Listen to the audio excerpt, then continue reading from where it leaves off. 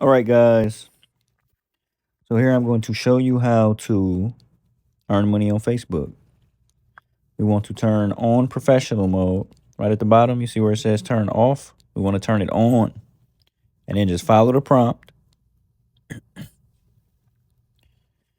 And then from there, guys, we want to go ahead and click our menu button of ourselves.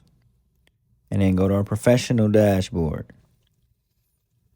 And then from there, guys, you want to go ahead and earn money with stars. And then from there, you can get paid for the content that you create and put out on a daily. And then you want to go ahead and follow this prompt, set up a payment account, and you are good to go from there. You should also turn on the fan engagement tools and some badge settings. I thought that was cool. Your top fans can also get noticed from being on your page so much. So I thought that was so cool.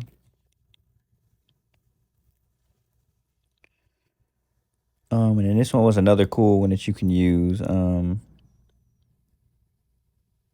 This one is the one where you're just assisted with what you're posting. So go do it now. Hurry up. Go, go, go. It's money to be made.